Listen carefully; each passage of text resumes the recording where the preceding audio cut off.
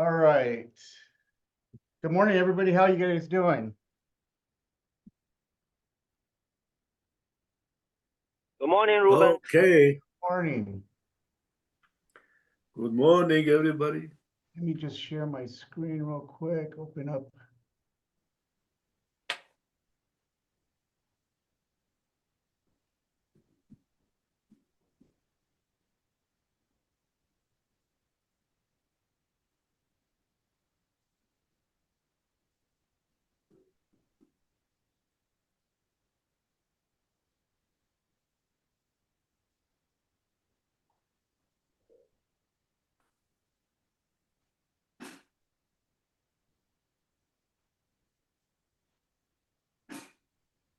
All right. Let me know if you guys can see my screen okay. I see it. I Perfect. see it. I'm okay. Happy Friday to everybody. We got some sunshine today, but we will get some more rain, so just be prepared for that, okay? Before we go into today's training, I want to remind everybody of a new session that we just put together.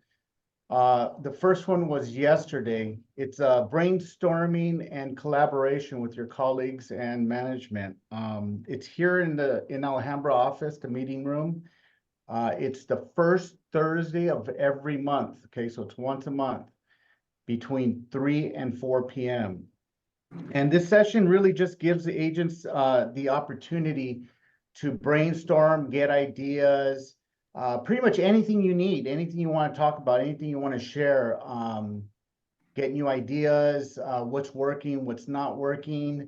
We had a couple agents come by yesterday. I think it was very productive for them, but we really want other agents to come. It's going to be in person only, okay? So if this will not be streamed virtually, so we really want agents to come in and mingle and hear what other agents are doing and get ideas. I think it's going to be a productive session for everybody, okay? So just want to remind everybody, once a month, first Thursday of every month. Rest assured, we're going to send you an invite every week that it's going to be we're going to be hosting it, so you don't have to remember. I mean, if you want to put it in your calendar, better, you know.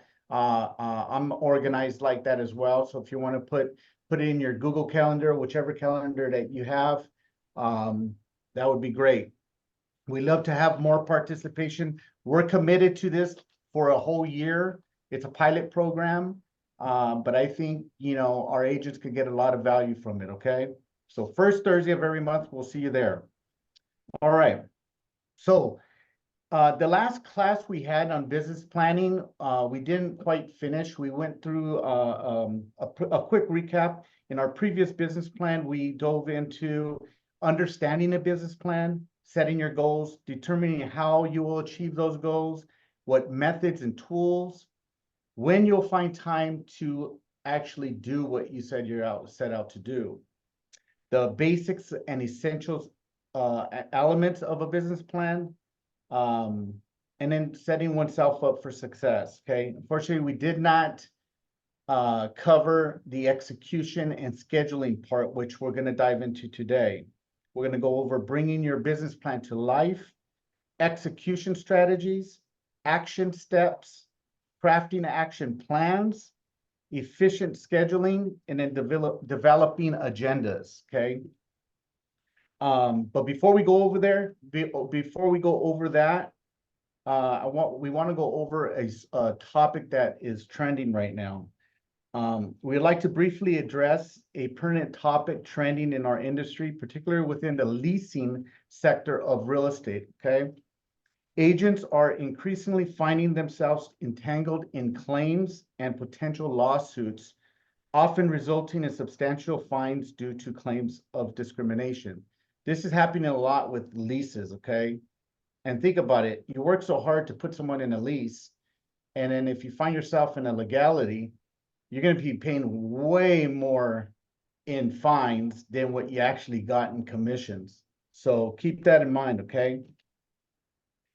Given the heightened awareness of discrimination, in particular in California and Los Angeles, our industry, including us here at Coldwell Banker George Realty is grappling with renters alleging discrimination by agents and landlords. Claims include denial based on type of income. That includes Section 8, okay?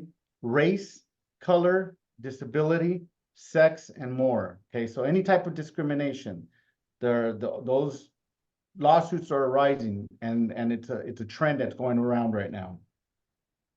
It's important that agents be aware that every landlord in California is considered a Section 8 landlord, and discrimination based on income, including Section 8, is unlawful.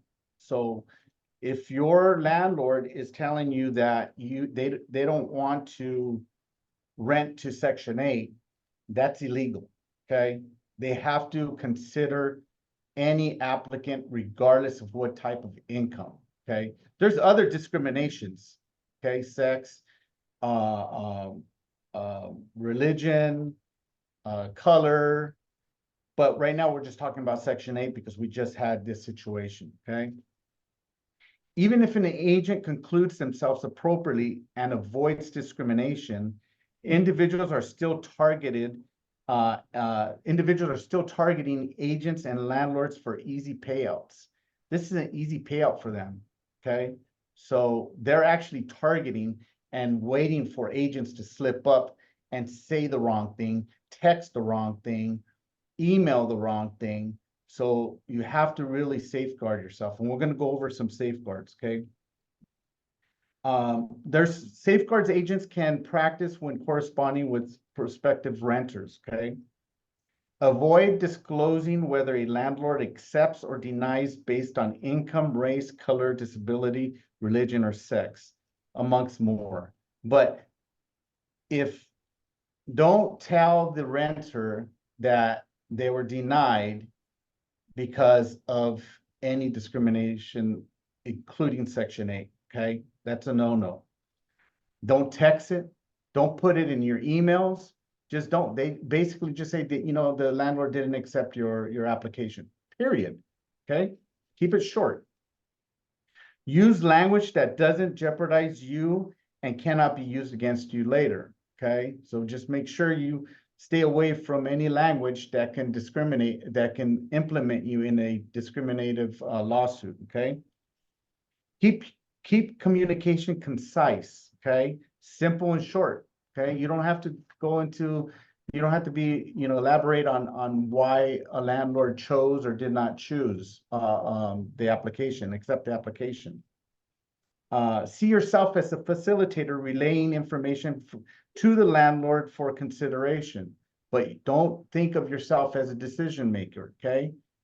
If you have some influence in the decision making, that's fine. If the landlord asks for your opinion, give your opinion if he asks for it, but don't relay that information to the applicant, okay? Never, for instance, never apply authority in the approval process. Leave that up to the landlord. You're basically just putting you're marketing the property for rent, right? And then you're gonna get the applicants that apply, give that information to the landlord, and let him make a calculated decision. If he chooses to ask for your advice, then give your advice, but make sure you give advice that's not going to discriminate you. Put you in a discrimination lawsuit, okay? I always think less communication is better, okay? As far as the approval process. Another way you can do it is utilize Rent Spree, okay?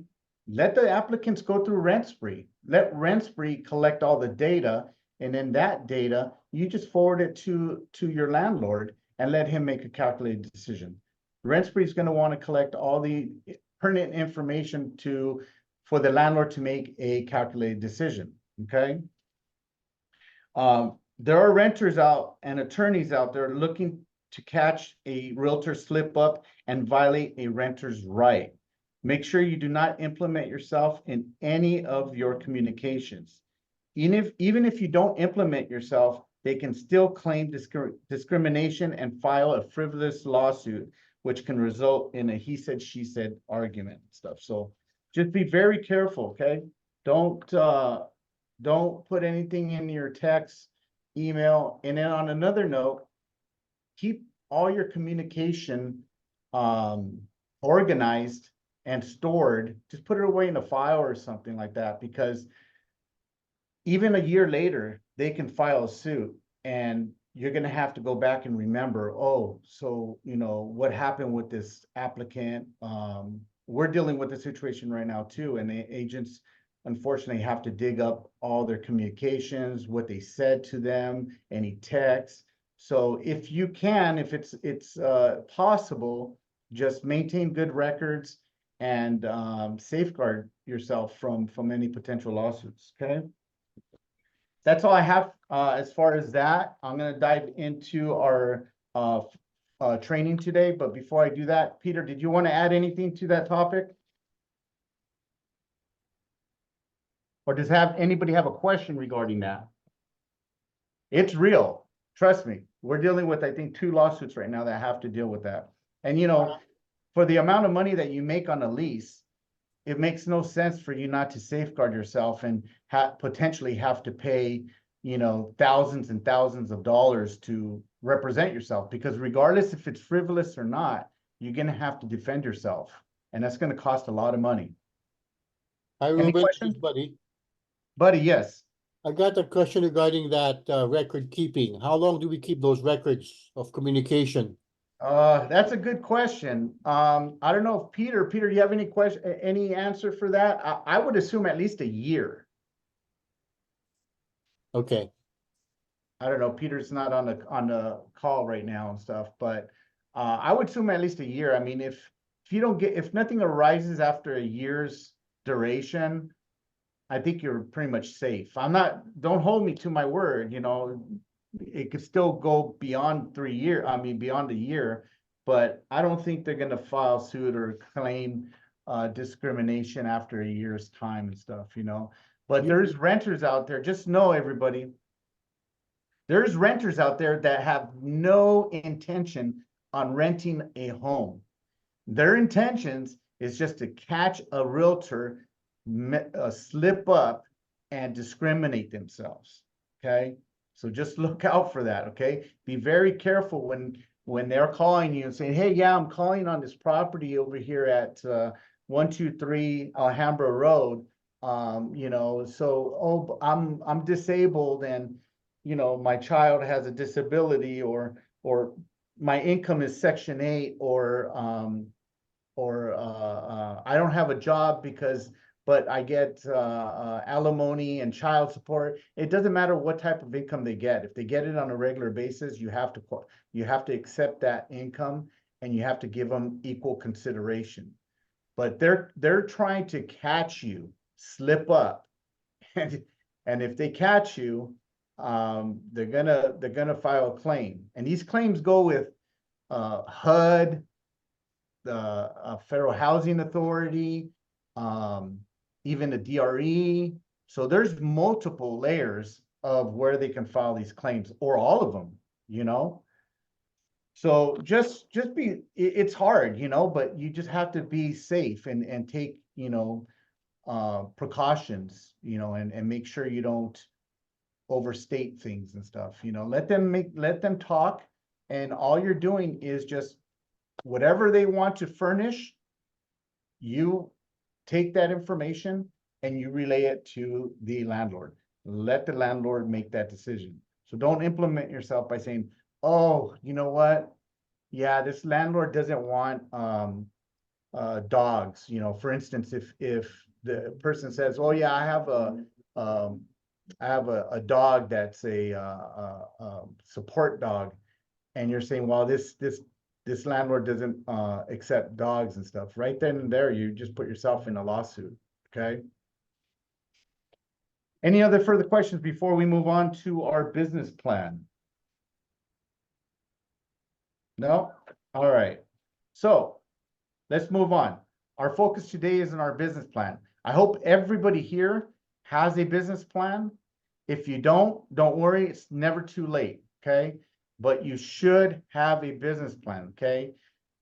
Current statistics, about 80% of realtors, new to business or not new to business, fail within 2 years because they don't have a system, okay? When you have a business plan, you have a system, okay? Well, that's the first start to building a system. And when you have a system, that gives you greater odds of success, okay? But it all starts with the business plan. And it don't let the name intimidate you. It's very simple. It's just set your goals. How am I going to do the goals?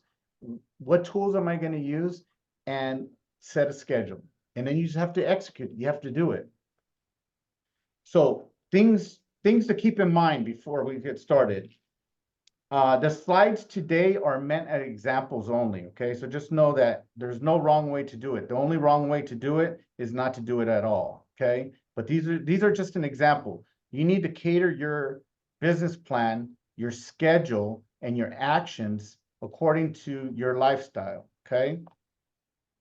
Also, note this, the industry just witnessed about 26,000 agents exiting our industry and not renewing their license just this year alone.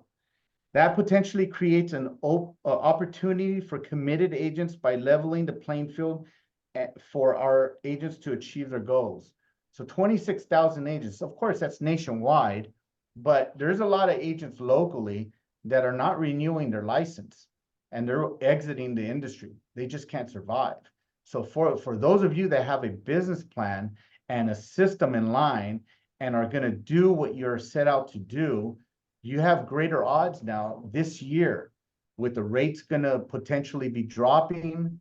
Hopefully there's more homes on the market. So there's a lot of optimism in this year, but you have to start taking action now, okay? But think about that. There's a lot of agents that are just falling off the face of our industry, okay? To capitalize on this, it's essential to establish clear goals, an actionable plan, along with the necessary tools, methods, and a reliable schedule and agenda. Essentially your system. Now, I said reliable schedule, okay? Because whatever schedule you're going to put on paper, you have to hold yourself accountable, okay? It does you no good to put something on paper knowing that you're not going to do it. If you don't like to cold call, then don't put it on your schedule, even though a lot of people do. If you don't like to door knock, don't put it on your schedule, okay? But find what your niche, find what you do like doing, or that what you can do, what you're good at, and put that on your schedule, okay? And we're going to go into scheduling at the end of this class. Okay, so moving on, I'm going to start just as a reminder for vision boards, okay? And then we're going to go into the transition from planning to action, okay? But in our first class in business training, we emphasize the creation of a vision board to visualize your goals, okay? So make sure that you have your vision board created.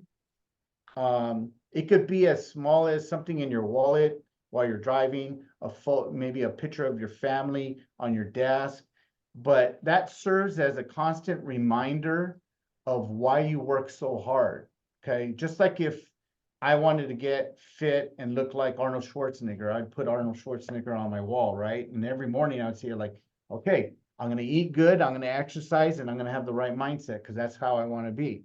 Same thing with everybody here today. You want to put something that you can visualize that's going to motivate you.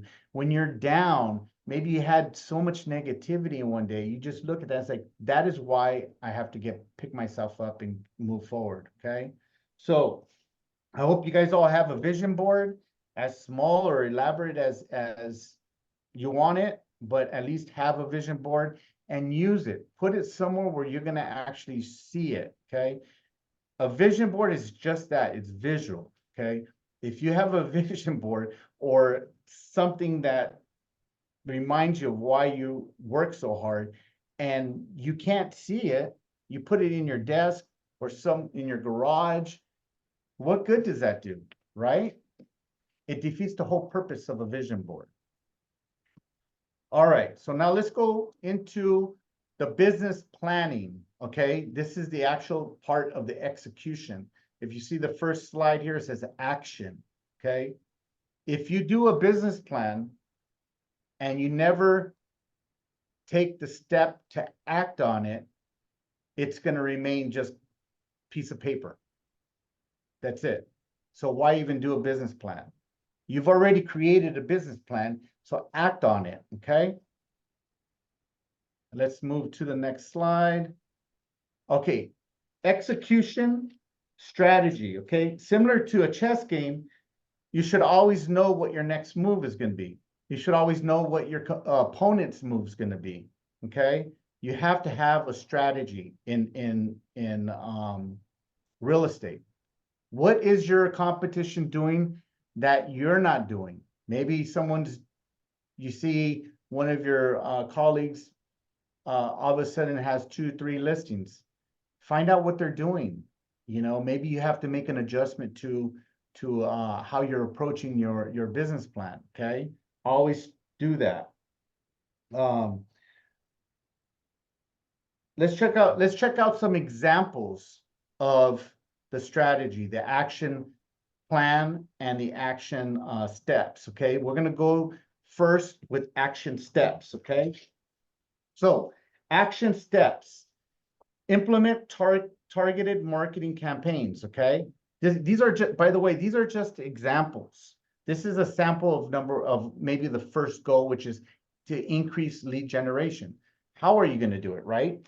Implement targeted marketing campaigns. Okay, how are you going to do that? You're going to launch weekly social media campaigns showcasing featured properties, right?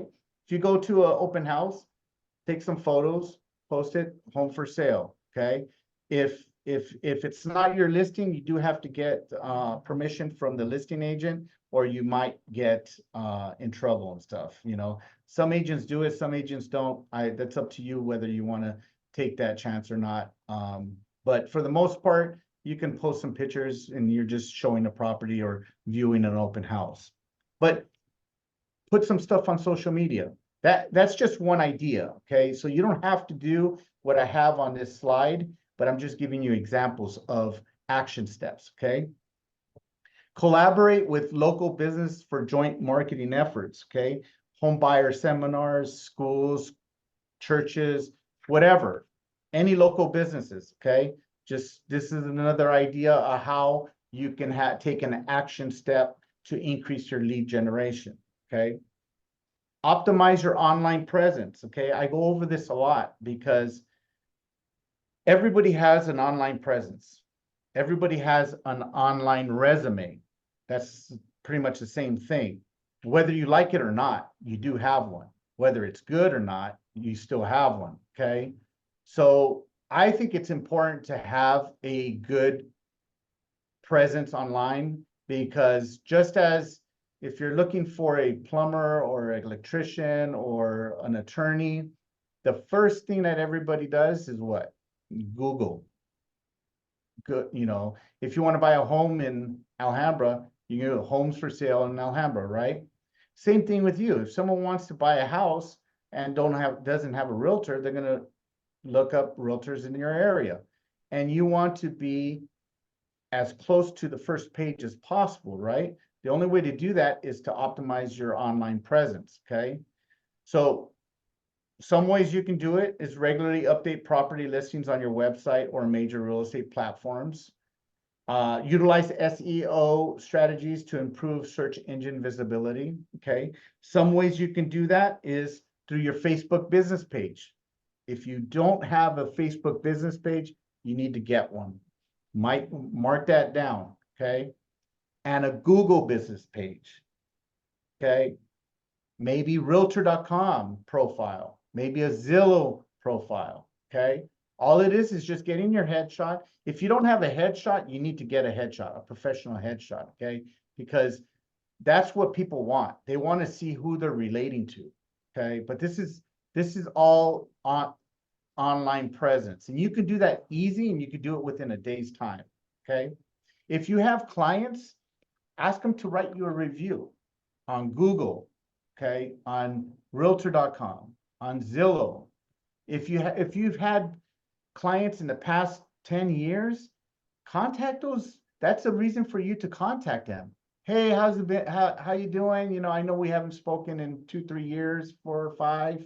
You know, is everything going good? You know, yeah, okay, well, you know, I'm still calling to offer my services, blah, blah, blah. Oh, hey, by the way, would you be willing to, if I sent you a link, would you be willing to, you know, post a review for me online on Google or Facebook or whatever?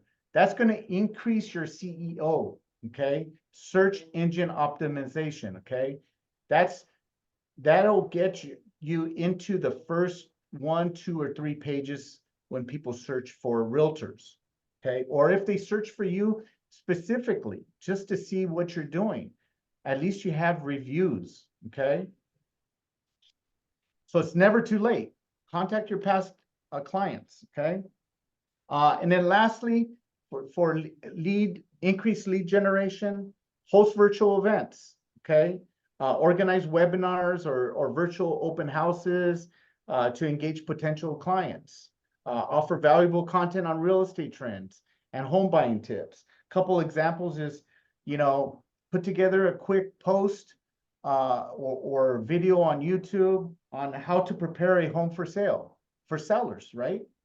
Curb appeal, you know, declutterization, paint, whatever, you know, sellers want to know that. How to prepare to buy a house for home buyers, okay? Current market updates. You know, if you have a niche in Alhambra, post the updates weekly or monthly, but those are valuable content that people will read. And fun stuff too, if you want to make it fun.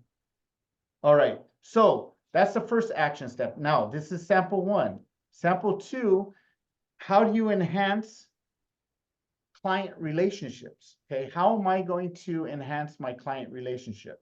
Okay, that's another action step for our strategy in our business plan. Personalized communication, okay? Schedule regular check-ins with clients to understand their evolving needs. Send personalized emails or handwritten notes on special occasions. Everyone here today has the ability to utilize a free CRM. That's a client relationship management, okay? It's in Moxie. You get that through CB Desk, and it's under Moxie Works. And then there's Moxie Engage, okay?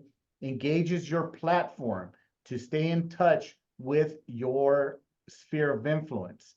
We're going to have a class on that, I think, next month, and also all the other Moxie apps. But Moxie Engage is built for you to do the heavy lifting to contact all your sphere of influence, to keep you top of mind, okay? It's very easy once you set it up, okay? So I can put Buddy on every year on his birthday, it's going to send him a happy birthday note, email, whatever you want. Every holiday, it's going to send Buddy. I just click it, say every holiday, send Buddy a email wishing him a happy New Year or Merry Christmas or happy Easter stuff, right?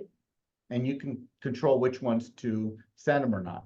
But aside from those touches that are done by the CRM, you should always do your personalized communication, which is a phone call, a text, or an email that's just specifically for those clients, okay?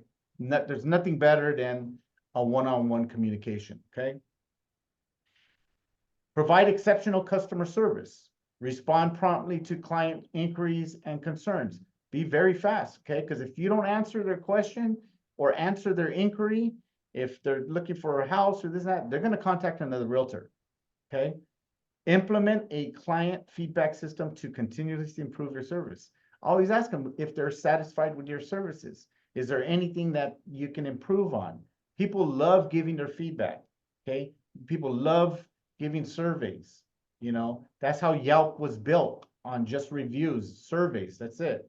So ask them, and it's good food for you too. So you can know exactly if you did something wrong or if you did something good.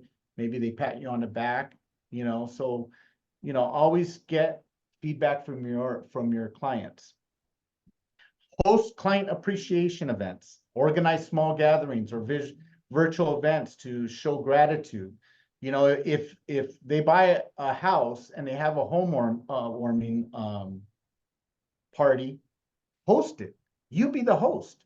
Let them know, hey, once we close escrow, I'd love to host an open house party for you. And I'll provide all the food. And I mean, you're making some pretty good income, hopefully, you know, so splurge a little bit, but you're going to be highlighted in that party. You know, you're going to be hosting it for them, celebrating their purchase, right? But you're hosting it. So guess what? All their friends and family, you're going to get to meet. And hopefully you retain them in your sphere of influence and they become a client, right? Offer exclusive previews or discounts to loyal clients. This is completely up to you, but I see agents doing it all the time. Where you offer, you know, to pay some of their closing costs or to pay their home inspection. You know, if you contact some of these home inspectors, inspection companies, right now they're giving huge discounts to get your business. I know Sam does that. Or he'll give you a complimentary home inspection, right? Well, use that, you know, as leverage to get more business and stuff. Okay. But if you want to offer discounts, you're free to do so. But that's one way to encourage people to use your services. Now, again, these are just examples of how to enhance client relations, okay? Moving on, example number 3, professional development. Remember, all these samples are samples of what I've put into this business plan, okay? You can do it however you want to, okay? I'm just giving you examples. Continuous learning, okay? So part of my business development for, excuse me, 2024 is business development, okay? How am I going to do this? Continuous learning.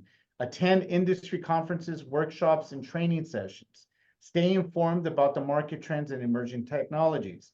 When a client calls you, you want to make sure that you know you have that answer or have good odds that you have that answer. You're only going to get that by staying current and being informed and continually learning, improving.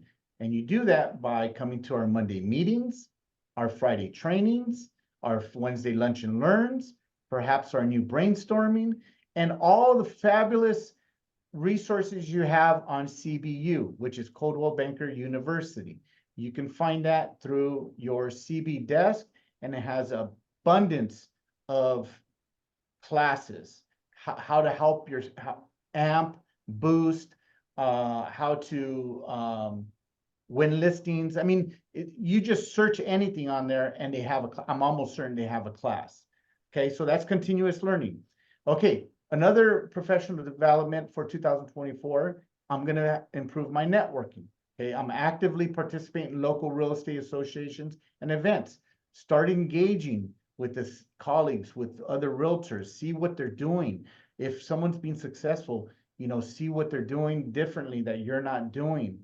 Always try to improve, add to your business plan, get rid of the stuff that's not working, add what is working. You know, you're going to have to refine and refine and refine until your system works for you. Foster relationships with other professionals in the industry. So part of your 2024 can be business development in the aspect of contacting attorneys to make a relationship so that way they can refer you clients that need to buy or sell properties, divorce attorneys, probate attorneys, all of them, even paralegals for wills and trusts, you know, CPAs. You know, a CPA might find you, you know, you're paying way too much, your rate's too high, whatever, you need to sell, you can't afford it.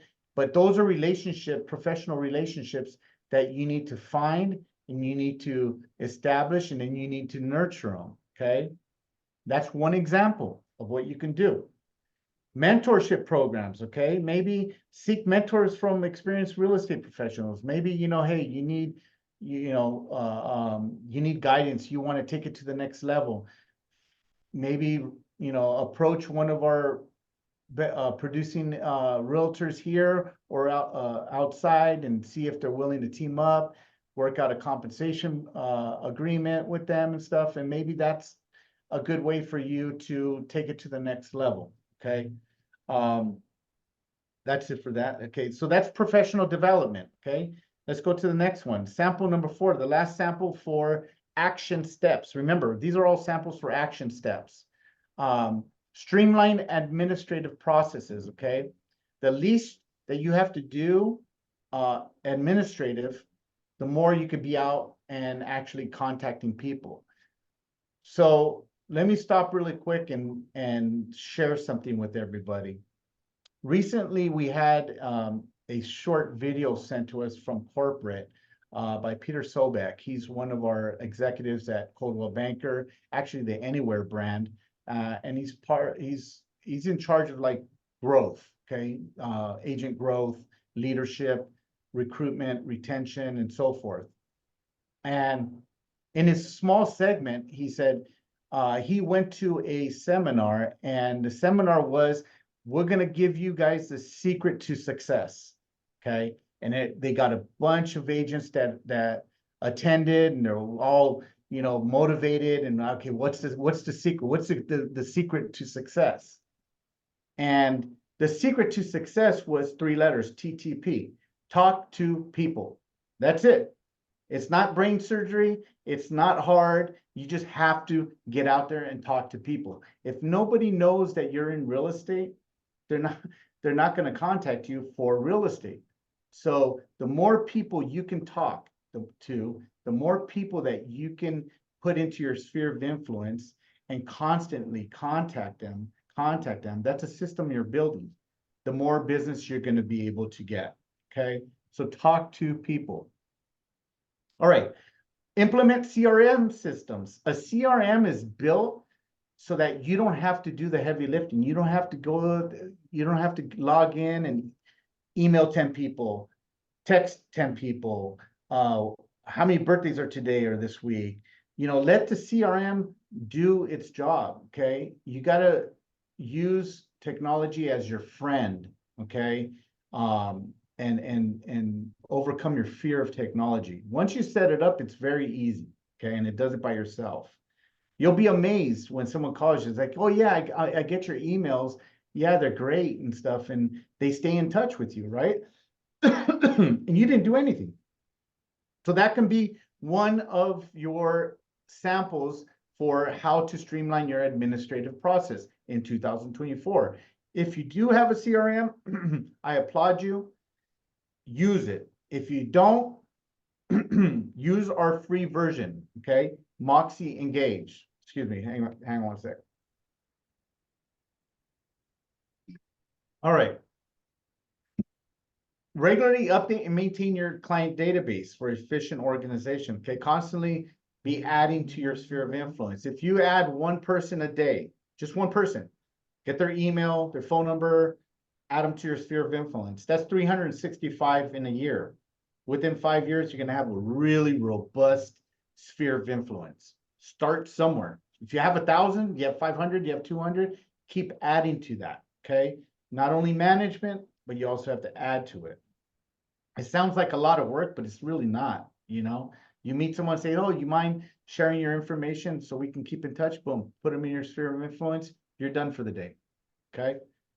I'd love for you to get more, but at least 1, Outsource non-core tasks. Delegate administrative tasks such as paperwork and data entry. If you have a processor or an assistant, let them do all your administrative work. You go out there and meet people, talk to people, get more business, get known, okay? Focus on the high value activities that directly contribute to your business growth. Contact people, call, go to their functions, go to church, go to school functions, PTAs, all of that stuff. Regularly process audits. Audit your process, audit your system. Is it working? I'm spending 3 hours of my day doing this. Is that really efficient? Maybe you got to change things up and stuff. So work smart, not hard. that's just an example, okay? Let's move on to plan of action. Identify, so now we're talking about a plan of action, okay? The other ones were steps. Identify immediate action items for quick wins. What does that mean? That means what can you do right now that's fairly easy to do that will get me quick results? Because we all want business now, right? Well, let's go over some of those. Lastly, there's also established milestones for long-term success. Now, remember, these are examples of what I put into my business plan, okay? So yours can be completely different. I'm just giving you an example so you can kind of know how to build your business plan, okay? Milestones for long-term success. That means just every month, I am gonna review where I'm at to make sure that I'm focused and stay on top of my long-term goals. Because my long-term goals seem so far-fetched. Maybe I want to close 10 deals this year. 2024, I'm going to close 10 deals, right? But if you look at 10 deals every month, it feels like, oh my God, it's a lot, it's a lot. But in reality, if you have one transaction after the first month, you're on track, right? And a quarter, if you have 2 in a quarter, you're kind of on track, right? If you have 3, you're golden. If you have 4, you're surpassed your goals so far, right? You just got to keep doing what you're doing. So that's why it's important to constantly review. You don't have to do it every month, but at least every quarter, okay? Let's move on to the next plan. So this is a first sample of my business plan, right? Now, action plan to increase lead generation. Notice it's the same goal as the action step, but now this is the plan. So how am I going to increase lead generation, right? Well, week 1 to 2, I'm going to launch social media campaigns, okay? I'm going to develop a content calendar for weekly property features, okay? Utilize engaging visuals and captions to capture audience attention, okay? So that's my plan for week 1 to week 2. It could be whatever you want to do. It doesn't even have to be social media, but I just chose this just to show you that my plan of action is to do this week 1 to week 2, okay? Week 3 and 4, I'm going to collaborate with local businesses. So I already did week 1 and 2, and I'm good. I've accomplished it. I did what I was supposed to do. Week 3 and 4, okay, now I have to collaborate with local businesses, identify potential partners for joint marketing efforts, establish mutual beneficial relationships, and plan cross promotions. You refer people to an attorney, the attorney refers people to you. That's networking. That's finding local businesses to collaborate with, okay? Or whatever type. Even it could be realtors. You could contact, say, okay, this week, what I'm going to do is I'm going to contact agents outside of my area, San Diego, Northern California, outside of the state, whatever. Just start contacting them saying, hey, would you like to start a relationship with me, you know, on a referral basis? I'll refer you when I get people from San Diego, and you can refer them to me, and, you know, work out a commission split referral agreement. And there you go. So, I mean, that's just one idea, okay, that you could do for 1 week. You know, start building relationships with other agents outside of your area that you're never going to sell in anyways and stuff. That's week 3 and 4, okay? And then the other ones are ongoing optimization online presence, okay? So regularly update property listings on the website and major platforms. Okay? Monitor and adjust CEO strategies to improve search rankings. Constantly look at how do you look online if someone was searching for you, okay? How far up the food chain are you if someone was looking for you? And try to improve on that, okay? Ongoing, host virtual events, plan and promote monthly webinars and virtual open houses, provide valuable insight in the real estate market, okay? So that's just ongoing. That's something you do constantly, okay? So this is an action plan. a sample of an action plan on how to increase lead generation. Sample number 2, my plan to enhance client relationship is in the first 1 to 2 weeks, I'm going to schedule client check-ins. Reach out to existing clients and schedule personalized check-ins, okay? So you're going to, first 2 weeks in 2024, which should have already transpired, but it's never too late. This could be the first 2 weeks in February. You're going to contact all your past clients. Hey, how you doing? Just wanted to check in. Happy New Year. How's everything going? Is there anything I can do for you? Well, don't hesitate to call me if you know you find yourself in a position to buy or sell. And you know what? I love referrals. If you find yourself in front of someone that needs services, please consider my services. Boom. That's your plan of action for the first 2 weeks. Contact all your sphere of influence, past clients, whatever. Gather feedback and identify areas of improvement. That could be another plan of action that I want to do within the first 2 weeks, is figure out how I can improve myself this year, okay? Week 2 and 3, provide exceptional customer service, implement a system for prompt response to client inquiries, introduce client feedback surveys and measure satisfaction, okay? So that could be week 3 and 4. Again, these are just examples. Ongoing, okay, this is what you always want to do. Host client appreciation events. Plan a virtual or in-person event to show appreciation. Now, event, that could just be coffee. That could be a lunch. That could be a party. It could be anything, okay? So I just put event, but it could pretty much be anything. It's just you communicating and staying in contact with your sphere of influence, your past clients, and being appreciative for them showing you, choosing your services. Offer exclusive previews or discounts to loyal customers. We went over that. That's just one of the plan of actions. Professional development, we went over this. This is the action. This is the action plan.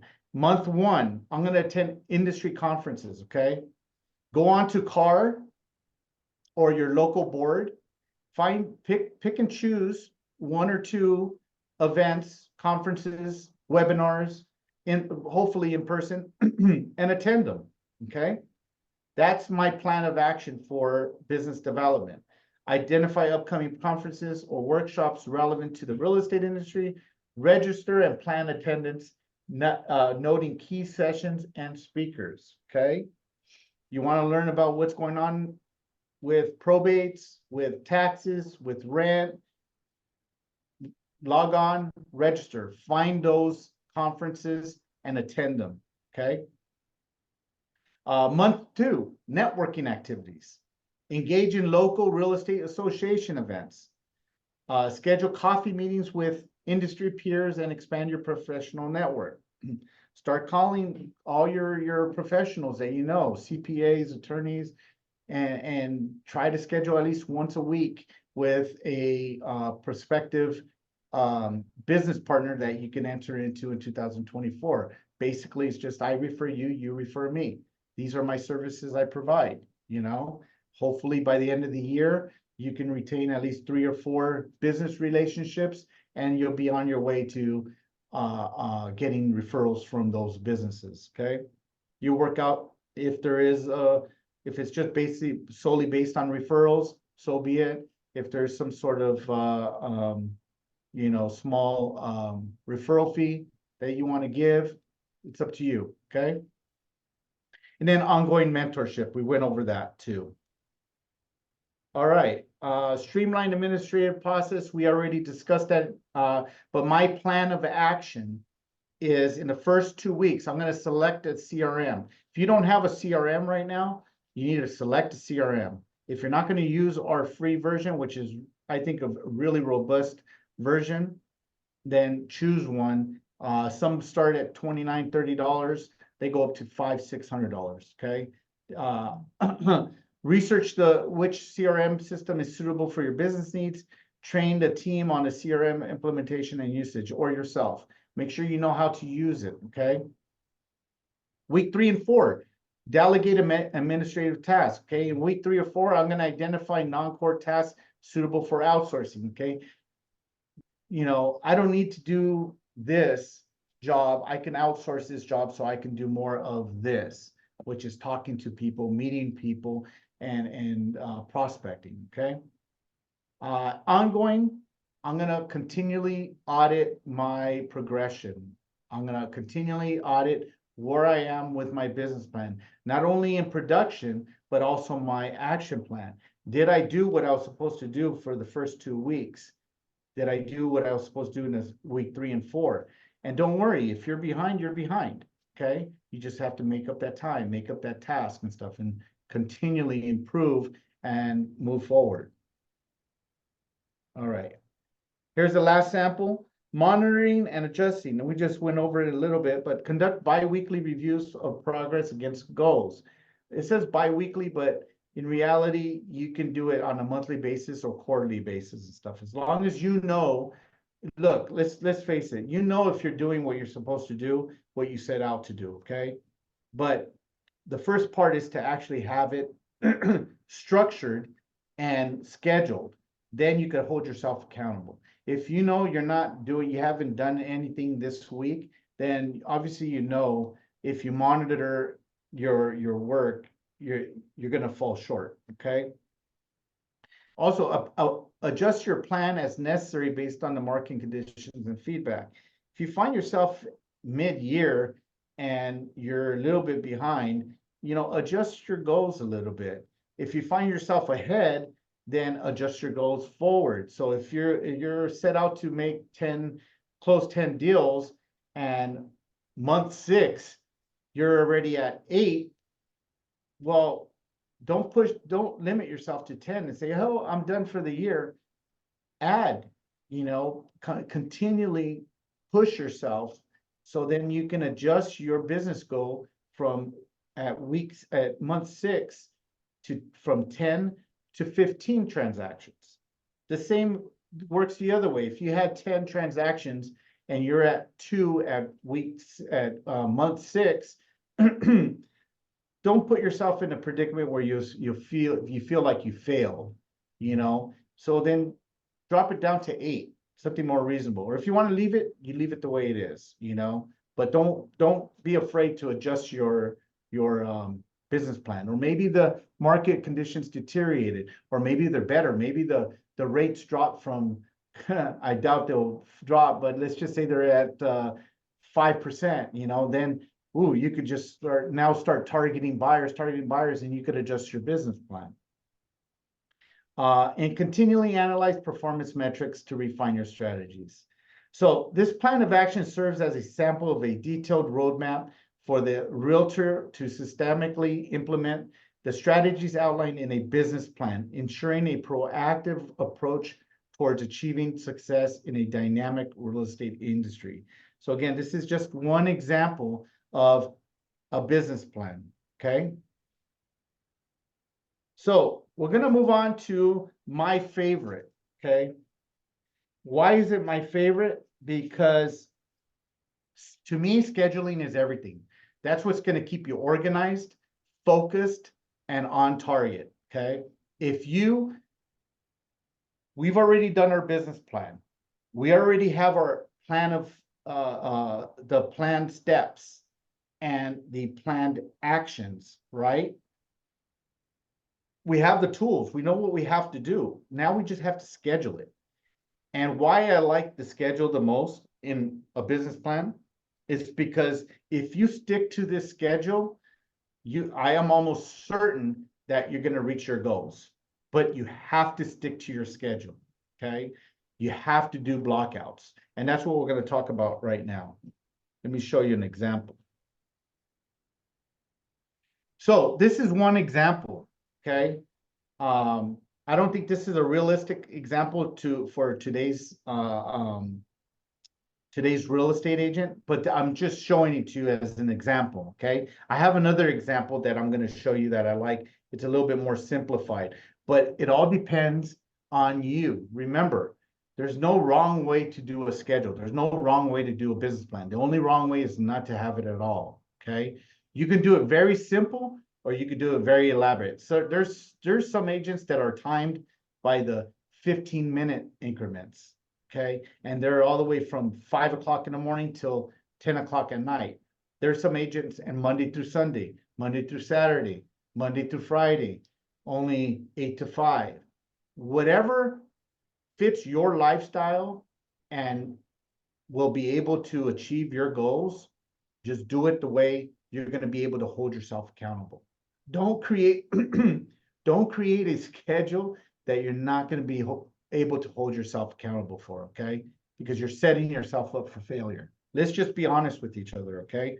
If you do that, you really, if you put down you're going to door knock every day and you know you're not going to door knock every day, you're just pretty much setting yourself up for failure, okay? So take a look at this example.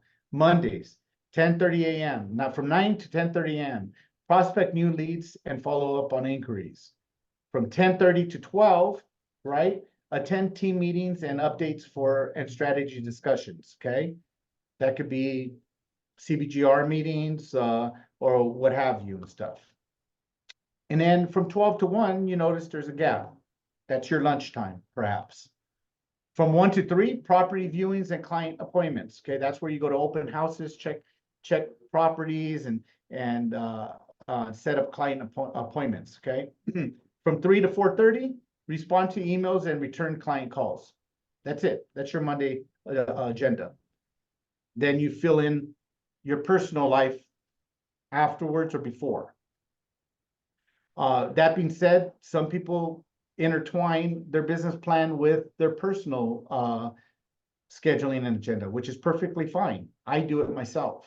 Okay, I start from 5 in the morning to 8 at night and stuff. So that's where I have all my mix of business and personal. Tuesday, 9 to 11, social media marketing and online presence management, right? And at 11 to 12:30, research local market trends and competitors. Why? Because you need to know what's going on in our market, right? And you need to know what your competitors are doing, okay? Because you're going to go up against them. You're going to, you know, when you have a listing appointment, they're going to have at least 2 or 3 competitors for that job. And then you have your lunch, 1:30 to 3:30, collaborate with mortgage brokers and other industry partners. Perfect. That's when you start looking for attorneys, for lenders, for banks. You know, perhaps you can get a relationship with a bank that has REOs. You know, that might work. And then 3:30 to 5:30, client follow-ups and relationship building calls. Wednesday, 9 to 10:30, attend local networking events and virtual industry meetups. 10:30 to 12, review and update market materials and property listings. Then you have your lunch. And then from 1 to 3, conduct a target marketing campaign for current listings.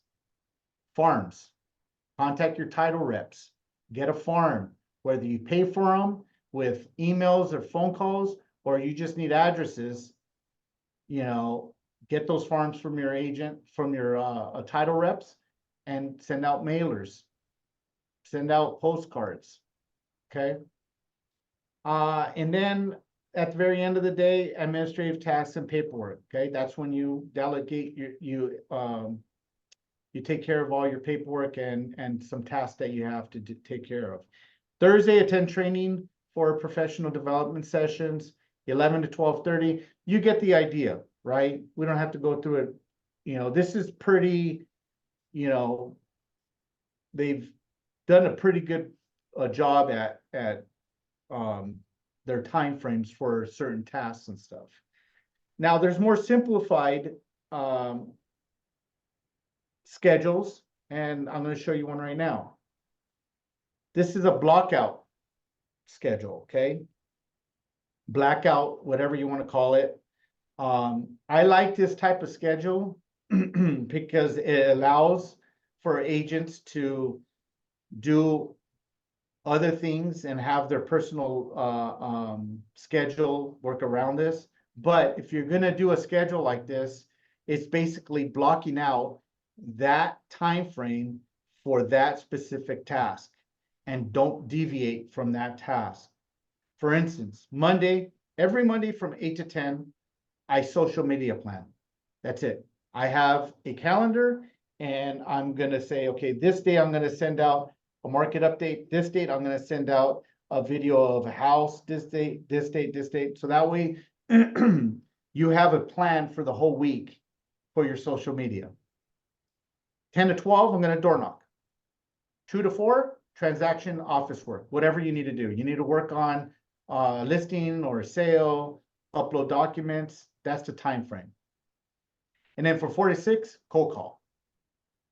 And then on Tuesday, 8 to 10, I'm going to text prospects. Some people don't like to answer phone calls. Maybe they're at work, so you text them. 10 to 12, you're going to farm expired listings. From 2 to 4, transaction work again. You notice how I have transaction work from 2 to 4. So you know from 2 to 4, you will be in the office taking care of pertinent paperwork. Now, you don't have a listing or a sale, right? You don't have any office work. Then put something else in there. Put something else that you like to do, okay? Fill it in and replace it with another task. But I'm just giving you an example of someone that would need to come and do some paperwork, because you have to find the time to manage your listing or your sale. 4 to 6 on Tuesdays, door knock. So in a nutshell, on Mondays, I cold call. On Tuesdays, I door knock. On Thursdays, I cold call. And on Fridays, I door knock. 2 days a week, I do each one, okay? Tuesdays, Wednesdays, and Thursdays at 8 o'clock, I do text prospects, okay? Fridays, I do a follow-up. And then on Fridays, I also do a absentee farm. Wednesdays, I do a caravan. So this is giving you an example of a block out type of schedule, which works perfectly. I like these. It just holds you accountable for these time frames.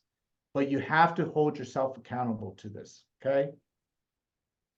And I think that is the end, okay? Turning your vision into reality, the crucial link between business planning, action, and execution. So think about this. A dream is only a dream unless you act on it, okay? So you're the only person that's going to be able to hold yourself accountable. I don't know if you door knocked or if you farmed or if you go home and just watch cartoons and stuff. You have to hold yourself accountable, okay? So that's all I have for today. I'm going to open it up for any questions. This is the last training we're going to have for business planning. However, I will send this out to everybody again. And I've already helped various agents to build their business plan. It could be a 1-page business plan. It could be a 15-page business plan. But put it on paper and then get a schedule to execute it. But this is our last for the year. And I'm hoping everybody attending today at least builds a simple business plan and puts it on paper and gets a schedule going and holds himself accountable for 2024. If you want to succeed in 2024, you have to have a system. The first part to getting a system is building a business plan and executing the business plan. Any questions?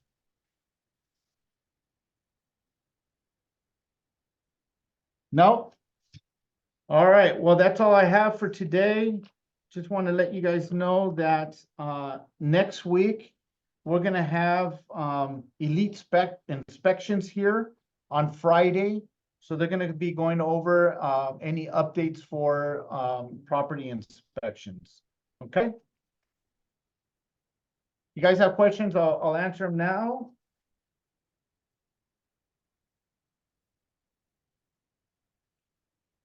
No?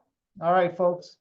I wish you guys all the success. I hope you guys got value in this session. I hope you guys really take it serious and build a simple business plan and act on it. Okay, make a schedule and execute it. All right, folks. You guys have a great week. Bye.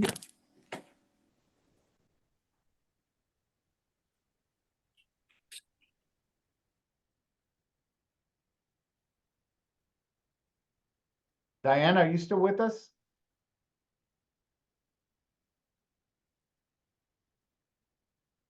No, okay. Hi, Mandy, how are you? Thank you, Ruben. You're welcome. Who's that, Lori? Hi, Lori. Are you good with what you were trying to accomplish a couple days ago? I'm still waiting for the Moxie's approval. Okay, once that happens, let me know. Let's maybe reach out to them, maybe in a couple days and see where they're at.